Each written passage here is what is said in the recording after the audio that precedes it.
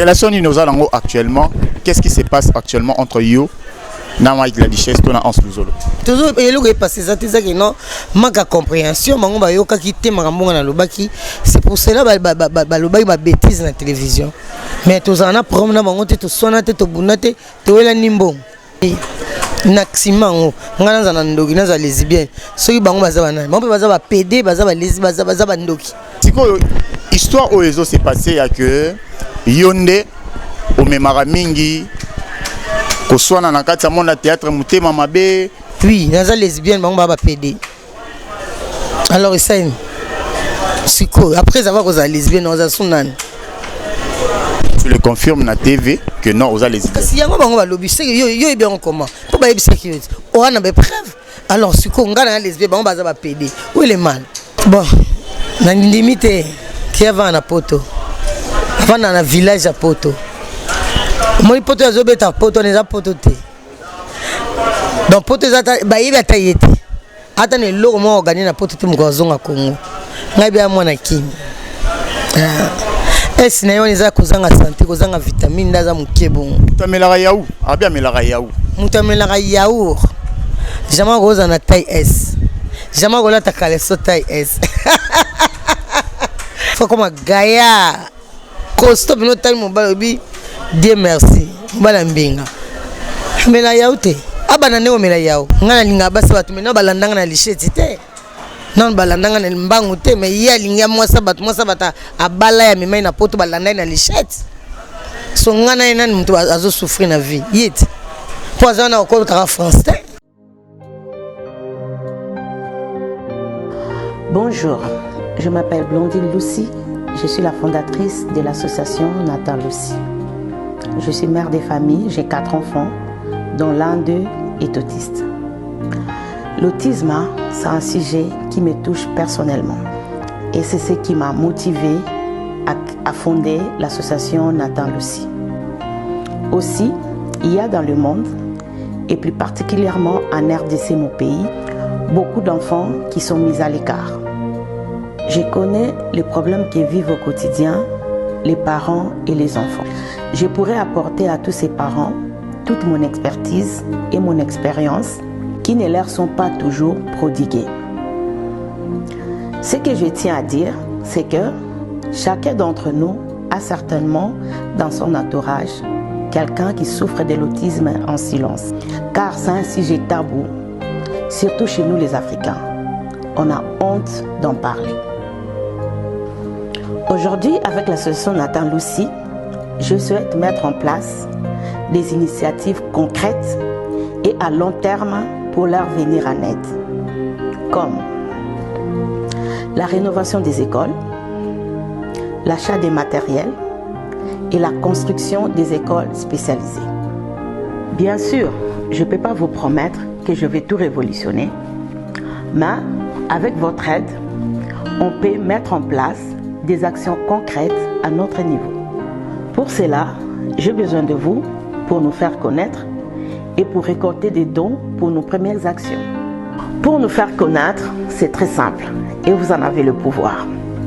Il vous suffit d'aller sur nos réseaux sociaux comme YouTube, Facebook, Instagram, de les liker et de partager en mettant si possible un petit message de soutien.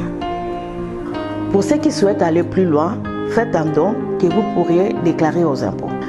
Et pour ceux qui veulent en savoir plus sur l'association, n'hésitez pas à nous envoyer un message via les réseaux sociaux ou par SMS ou encore WhatsApp. Par avance, un immense merci à tous.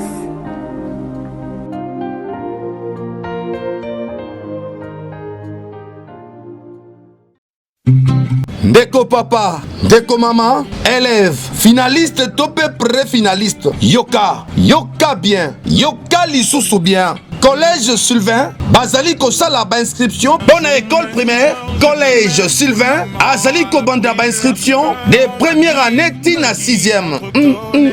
Et bongo cycle de base, de 7e à 8e. Maman Nangaye. Enseignement de qualité. Peb enseignant, il y a hautement qualifié. Bazali une expérience et Kuba. tala bâtiment na bango kitoko kozanga tendeko ebongo pona secondaire na humanité collège Sylvain organise les sections et options ci-après commercial et gestion coupe couture hôtellerie construction latin philo maman nangaye scientifique pédagogie générale électricité générale mécanique générale ya boyna zanga kozanga tendeko yo moto sala examen d'état mbala ozwaka te occasion ya ngoyo okanga bakoko na banoko bandoki tala yaka kozwa diplôme na yo na collège Sylvain bango barataka te 100% sûr collège Sylvain formation ya solo formation ekuba ndeko otangisa mwana na yo na baekole moko mwana zwaka mayele kaka te tala kimambango na collège Sylvain bamba te kuna formation ezali ya kitoko formation elenda be ekuba ba formateur bango moko bazali bien formé mama nangaye adresse avenue Ntsakala numéro 14 quartier Kimpe na Binza Delvo na commune ya Ngaliema référence météo André Baumbu téléphone benga na lombango penza po babombela yo place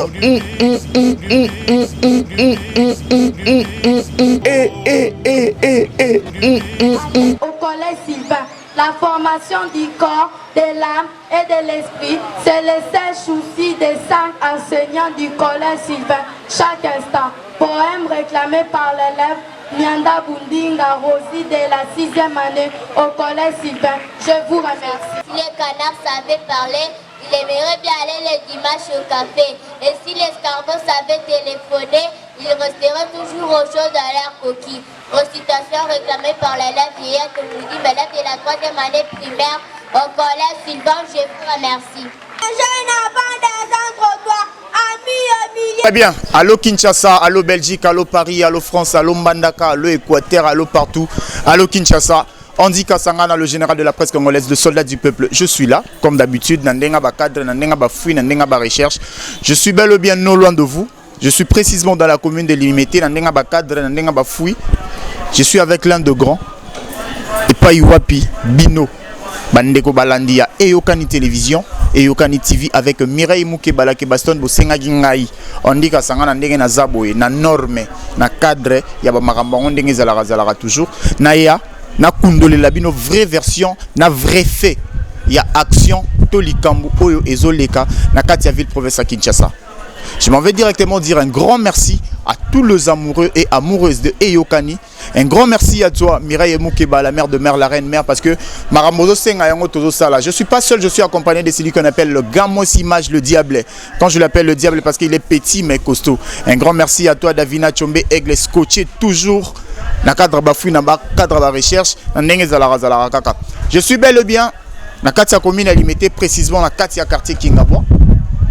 Commune ya l'honorable quartier à l'honorable Jekoko Mulumba que je salue et pas Iwapi na yeko mona moko ya ba actrice comédienne ya mboka na biso na yende torobeta masolo na yende torosolola na yende toroyeba le pourquoi na yende toroyeba le comment qui quand où quoi pourquoi yangwana to meka ko solo la yangwana to meka ko beta masolo lelo oyo toyeba le pourquoi toyeba le vrai version toyeba ye si elle est qui réellement et puis la moto mère de mère mbote na yo mbote papa oni Saudi tabo ba osala nzamba osala kaka nzambe fasala poto abana et surtout que tolinga ka mingi parce que yenda pesa biso pema soka salite biso tozate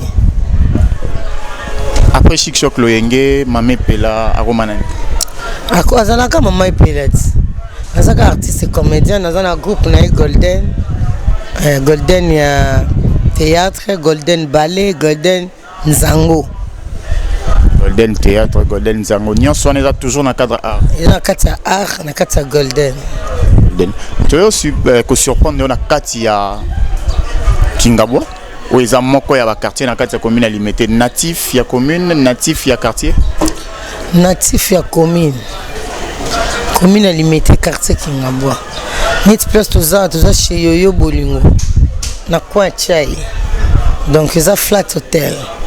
Sur l'équipe deuxième parcelle, troisième parcelle, pas la biso place na Botami. Donc nous avons vraiment ma belle aimant mais quoi. La Kingaba fin fond. Kingaba fin fond. Toi aussi maintenant histoire il y a Kingaba fin fond qui est Penzana nous sigoté. On voulait un peu savoir dans moi 2-3 paragraphes qui est Epela. Epela c'est l'artiste et comédien. Artiste et comédien, c'est Pisarbatou, c'est Pelanae. Les maman Epela. Mais Epela Zouakou, il y a au salle théâtre. Quand et qu'est-ce qui l'a motivé?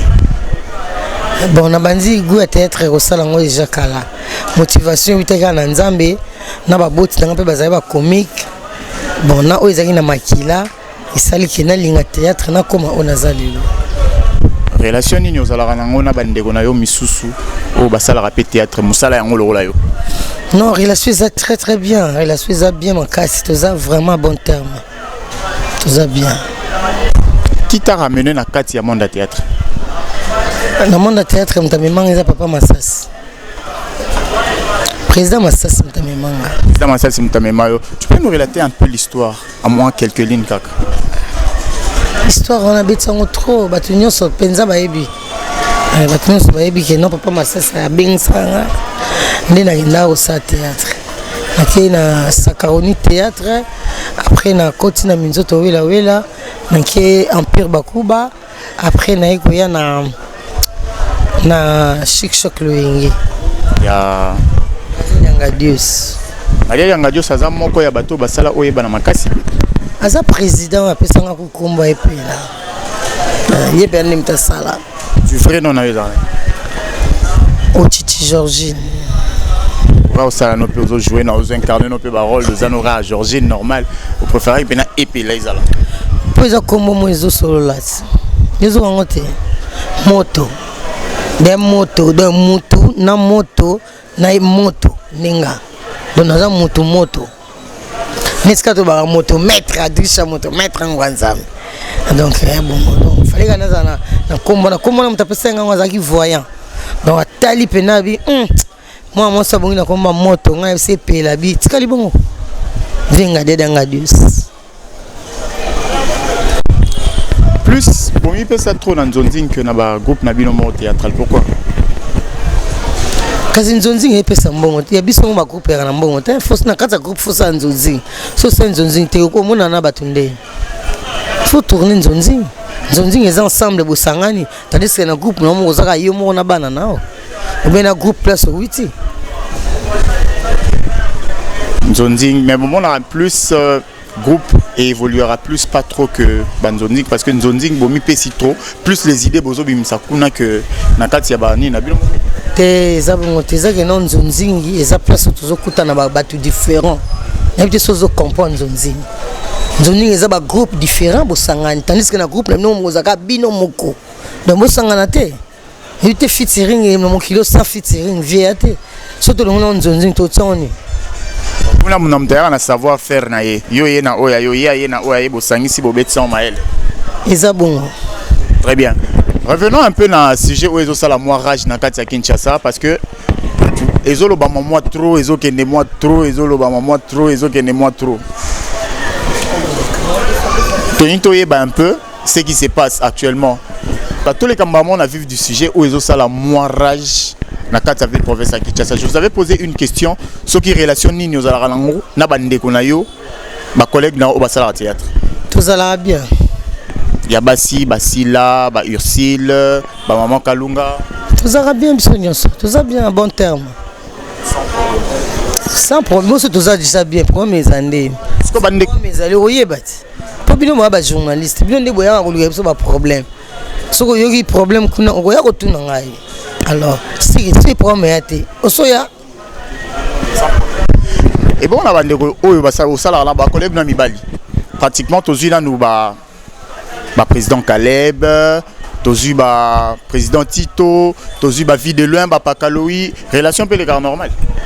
Ils bien. Génération venant, tous ba Ansluzolo beaucoup coopérer bien. Ko ba Ansluzolo ba elelo. Na lobi na ba génération ya ba jeune. Tout ça bien, tout ça là bien. Question na ezozonga ka moko. Qu'est-ce qui se passe? Bana basi bana mibali na baluzolo. Bana mibali. Bana basi bata théâtre. Question moko zo banela ngo 3 fois. Ngala za la posa oyeba eloko moko. Qu'est-ce que moko na lobi toza bien. Si ba biso que non toza bien bon terme. Jusqu'au tout dans la question 4 fois 5 fois. Relation ni nous allons actuellement. Qu'est-ce qui se passe actuellement entre yo na Mike la Duchesse to na Hans Luzolo? Toujours eloko est passé ça que non manque compréhension bango ba yoka ki te makambo na lobaki. C'est pour cela ba lobaki ba bêtise na télévision. Mais tous en a problème na bango te to sona te to bunate to wela nimbo. Voilà. Boswanate Bobundate, mais Mike la Duchesse a pu dire des choses, Hans Luzolo a pu dire des choses dans le cadre de la télévision que non a traité comme sur des lesbiennes, des ndoki, de tout ça. Oui, naximango, ngana za ndoki na za lesbienne. Soki bango baza bana, bango baza ba PD, baza ba lesbienne, baza ba ndoki. Atakisi. To quand même monte. Alors bi vidéo oya salara ngona cadre ya na snap ezalaka nango blague ezalaka nango ndenge ozo considérer wana te mais yonde o s'acharner au commission ya solo pendant que ye atindelaka yo pe voice moko boya s'excusaka sur yango na yebi yango te ngana ona yebaki yango masalaki ona yeba te nango sata atindelenga voice bukoni bien c'est la voice ba numéro to atindelenga voice nde to benga na ta esenga bo benga na pomoza bien bongo atindelenga ba voice. Surtout quand il y a une voix, il y a une sang dans mon si l'histoire où s'est passée, il y a que Yonde, au Memara Mingi, qu'on soit dans le monde théâtre, Mouté Mamabe, au bois que la baninga malade, et ça, quand tu as entendu parler de ça. C'est ça l'autre. Quand on a sonaté, on a mis à théâtre, on a sonaté, on a mis à théâtre, on a bundaté, on a vu qu'il y a la box. Non, non, on a eu le cam. Oluka pena mutafani bolu kina likam ya solo na sona te so ina sona Alex anga to sona bango Alex anga to bunana bango sikonga na chaba baswana basi baswana batanga comme na ngai pela mutatindi biso iza ba mbalo kuta moko esali bango baloba posa na bango ya balobaki traité de lesbienne. Oui naza lesbienne bango ba PD alors essaye siko après avoir cause lesbienne on a sonane.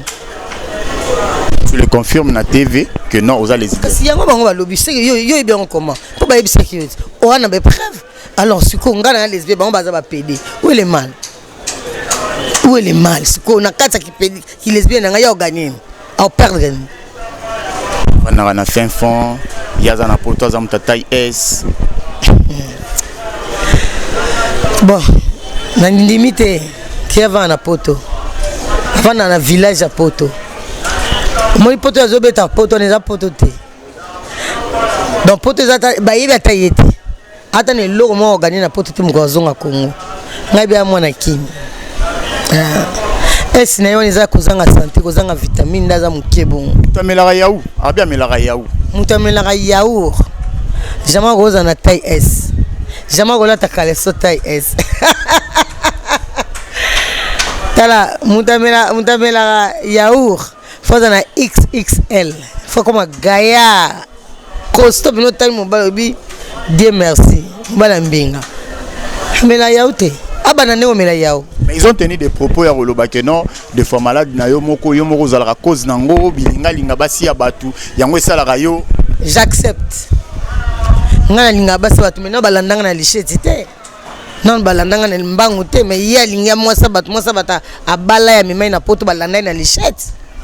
So ngana ina mtu azo souffrir na vie yet poison na okolo ka France te akota France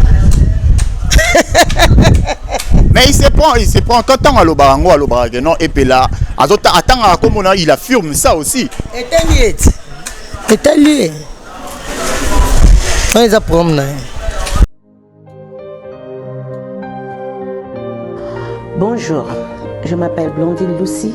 Je suis la fondatrice de l'association Nathan Lucie.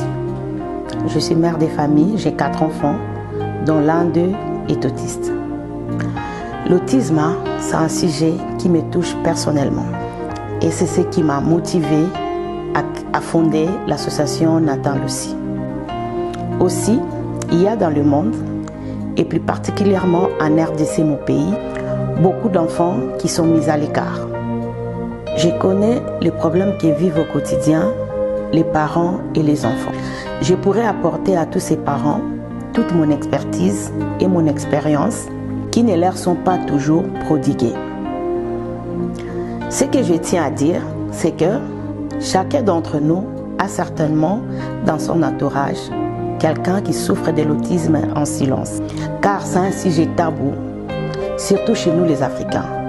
On a honte d'en parler. Aujourd'hui, avec l'association Nathan Lucy, je souhaite mettre en place des initiatives concrètes et à long terme pour leur venir en aide, comme la rénovation des écoles, l'achat des matériels et la construction des écoles spécialisées. Bien sûr, je ne peux pas vous promettre que je vais tout révolutionner, mais avec votre aide, on peut mettre en place des actions concrètes à notre niveau. Pour cela, j'ai besoin de vous pour nous faire connaître et pour récolter des dons pour nos premières actions. Pour nous faire connaître, c'est très simple et vous en avez le pouvoir. Il vous suffit d'aller sur nos réseaux sociaux comme YouTube, Facebook, Instagram, de les liker et de partager en mettant si possible un petit message de soutien. Pour ceux qui souhaitent aller plus loin, faites un don que vous pourriez déclarer aux impôts.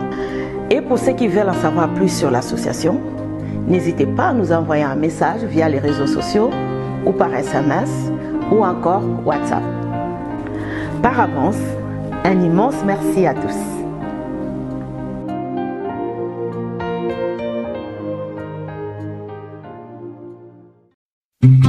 Ndeko papa, ndeko mama, élève, finaliste, topé pré-finaliste. Yoka, yoka bien, yoka lisusu bien. Collège Sylvain, Bazali Kosala inscription. Bonne école primaire, Collège Sylvain, Azali Kobanda inscription des premières années tina 6e.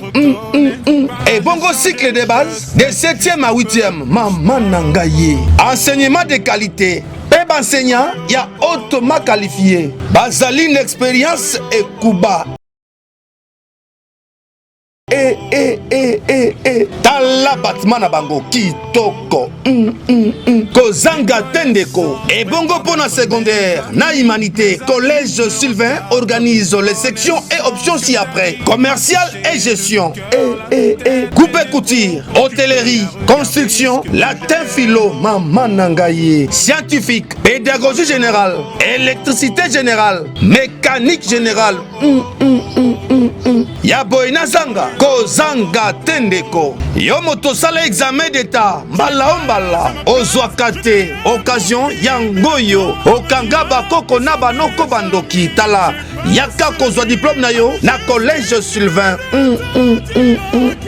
Bango, baratakate, 100% sûr. Collège Sylvain, formation ya solo, formation e kuba. Ndeko otangisa mwana na yo na ba école moko mwana zwaka mayele kakate tala. Kimambango na Collège Sylvain, bamba te kuna formation ezali ya kitoko. Formation elenda be kuba, ba formateur, bango moko bazali bien formé. Maman nangaye. Adresse Avenue Ntsakala numéro 14, quartier Kimpe na Binza Delvo, na commune ya Ngaliema.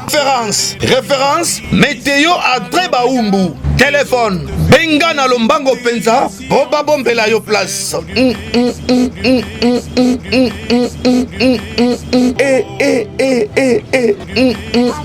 Collège Sylvain, la formation du corps, de l'âme et de l'esprit, c'est le seul souci des 5 enseignants du Collège Sylvain chaque instant. Poème réclamé par l'élève Nyanda Bundinga Rosie de la 6e année au Collège Sylvain. Je vous remercie. Si les canards savaient parler, il aimerait bien aller le dimanche au café. Et si l'escargot savait téléphoner, il resterait toujours au chaud dans leur coquille. Recitation réclamée par l'élève Yaya Tomoudi, élève de la 3e année primaire au Collège Sylvain. Je vous remercie. Je n'avance des entre toi, amis et milliers.